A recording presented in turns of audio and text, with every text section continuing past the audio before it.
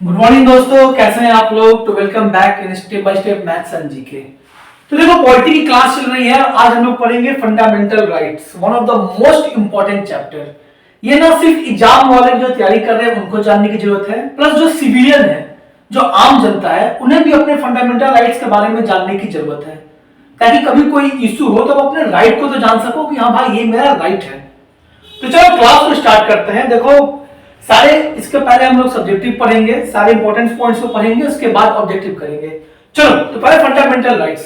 पहला क्वेश्चन पूछता है कि किस पार्ट में है, तो ये हमारा पार्ट 3 में है, आर्टिकल 12 से 35। पहले तो क्वेश्चन दो में आते हैं, ये दो आते हैं कि फंडामेंटल राइट्स किस पार्ट में है, तो हमारे पार्ट 3 में है, आर्टिकल 12 से 35। उसके बाद फंडामेंटल राइट्स को हम लोग कहां से लिए हैं, जैसे हम लोग लिए हैं यूएसए से, और इसे मैग्ना कार्टा भी कहते हैं। मैग्ना कार्टा क्या है? देखो, ब्रिटेन में जब राजशाही था तो उन्होंने मजदूरों को कुछ राइट्स दिए थे, उसे मैग्ना कार्टा बोलते हैं। तो जहां राइट्स की बात आती है वहां मैग्ना कार्टा वर्ड को यूज किया जाता है।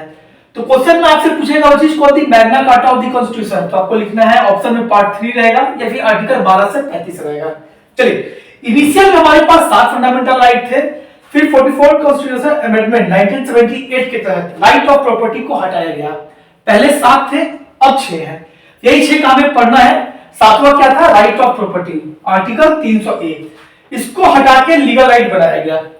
और फंडामेंटल राइट में हाई कोर्ट और सुप्रीम कोर्ट रिट्स इशू कर सकता है। रिट्स क्या होता है मैं इसको आपको आगे बताऊंगा। इसको हाई कोर्ट भी इशू कर सकता है, सुप्रीम कोर्ट भी कर सकता है। एक बार दोबारा रिवाइज करें। फंडामेंटल राइट्स हमारा किसमें है? पार्ट 3, आर्टिकल 12 से 35। फंडामेंटल राइट्स को हम लिए कहां से हैं? यूएसए से। इसे मैग्ना कार्टा कहते हैं। Magna Carta of constitution part 3, article 1235 या फंडामेंटल राइट्स, तीनों ऑप्शन में रहेगा। इनिशियल में कितने फंडामेंटल राइट्स है? 7। अभी कितने हैं? 6।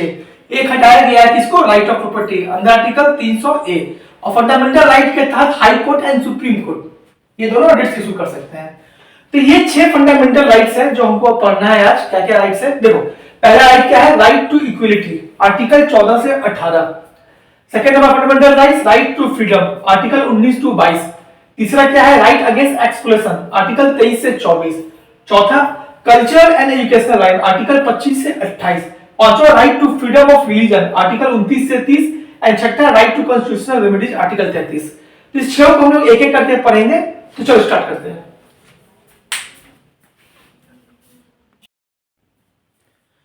चलिए, राइट ऑफ इक्वलिटी पहला देखते हैं, आर्टिकल 14 से 18। आर्टिकल 14 क्या करता है? इक्विटी बिफोर लॉ, लॉ के सामने सब बराबर है, चाहे आप हो चाहे हम हो। अगर हम दोनों ने एक ही क्राइम किया है तो लॉ के सामने हम लोग दोनों बराबर हैं।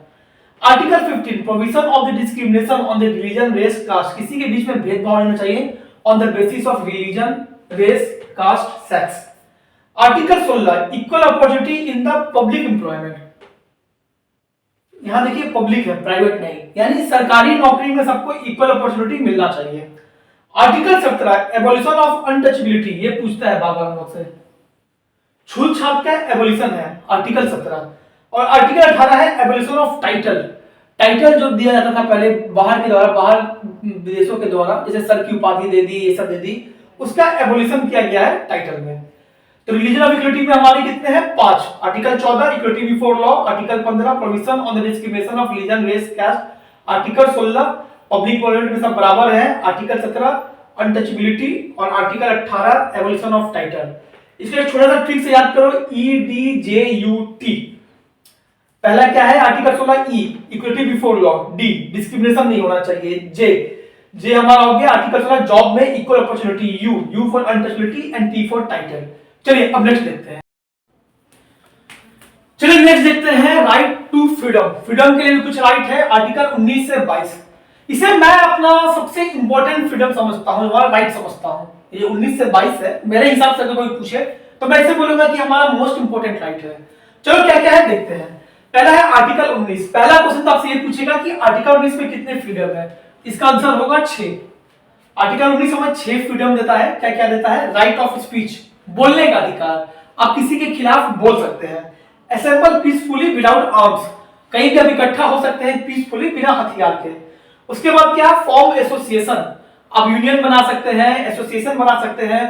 Move freely in India, Bharat में, भारत के अंदर आप कहीं भी एक जगह से दूसरी जगह जा सकते हैं। लेकिन इसमें स्टेट कुछ रिस्ट्रिक्शन लगा सकता है, जिसका हमारा एग्जांपल, मोस्ट एग्जांपल है हमारा जम्मू एंड कश्मीर, आर्टिकल 370 जो खत्म हो गया। नेक्स्ट देखिए, reside and settle in any part of India, Bharat के किसी भी कोने में आप घूम सकते हैं, वहां जाके सेटल हो सकते हैं। आर्टिकल 370 जो था एक्सेप्ट जम्मू एंड कश्मीर, तो अभी हट गया, तो आप वहां भी सेटल हो सकते हैं। And the last one, practice any profession और ऑक्यूपेशन, आप कोई भी प्रोफेशन, कोई भी ऑक्यूपेशन इंडिया के किसी भी कोने में जाके कर सकते हैं। तो ये आर्टिकल 19 हो गया। उसके बाद देखो आर्टिकल 20, ये इंपॉर्टेंट है, एग्जाम के व्यू से भी इंपॉर्टेंट है, प्लस हमारा जो सिविल लाइफ है, अगर कुछ ऐसी घटना घट जाए तो भी इंपॉर्टेंट है। आर्टिकल 20 और आर्टिकल 22। अब बोलोगे 20 आया 22 आया, 21 कहां रह गया? तो 21 मैंने थोड़ा नीचे लिखा है, क्यों? क्योंकि 20 और 22 को थोड़ा कंपैरिजन करेंगे। देखो आर्टिकल 20 क्या कर सकता है? Protection in the respect of conviction for offence, आपने कोई अपराध कर दिया, उसके भी 3 प्रोटेक्शन है। क्या क्या प्रोटेक्शन है?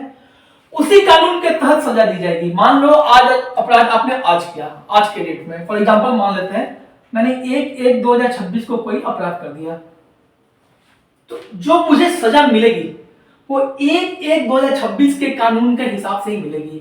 अगर 2/1/2026 को कुछ अमेंडमेंट होके सजा को बढ़ाया जाता है तो मुझ पर लागू नहीं होगा। क्यों लागू नहीं होगा? क्योंकि मैंने अपराध कब किया था? 1/1/2026। निर्भया केस में आपने सुना होगा, एक बच्चे को छोड़ दिया गया था उस केस में, इसी कानून के तहत। एक बच्चा जो था वो भी एक क्रिमिनल था, वो एक तरह से मानो तो मेल कल्प्रिट वही था, लेकिन वो जुवेनाइल केस के अंदर आ रहा था। जुवेनाइल क्या था, कभी आप गूगल कर लेना या फिर बाद में बताऊंगा। तो उसको इसी के तहत वो बच गया था। चलो नेक्स्ट देखिए, डबल जेडुपार्डी ऑफ पनिशमेंट। आपने एक बार सजा किया, एक बार आपने कोई गलत काम किया, आपको एक बार सजा मिल गई, तो बार बार आपको डबल सजा नहीं मिलेगा। एक कानून के तहत आपको एक ही बार सजा दिया जाएगा। जैसे मान लो मैंने चोरी किया, मेरे को 6 महीने की सजा हो गई, मैं 6 महीने जेल काट के आया, तो फिर बोलेगा कि भाई नहीं अब दोबारा तेरे को सजा दिया जाएगा, तो ऐसा नहीं होगा। डबल जेडुपार्डी नहीं होगा, एक गलती के तहत आपको एक ही सजा मिलेगी। एंड सेल्फ इंस्क्रिमिनेटरी एविडेंस, आपके ऊपर प्रेशर नहीं बनाया जाएगा कि भाई अपने खिलाफ आप ही गवाही दो। सॉरी, ठंडी थोड़ी ज्यादा है यहाँ पे। सेल्फ इंक्रिमिनेटरी एविडेंस, अपने खिलाफ, खुद के खिलाफ आपको गवाही देने के लिए कोई फोर्स नहीं करेगा। आर्टिकल 20 फिर से रिपीट करो, आपने कोई गलती कर दी तो उसको उसी कानून के तहत सजा दिया जाएगा। आज गलती हुआ है तो आज के कानून के तहत ही आपको सजा दिया जाएगा।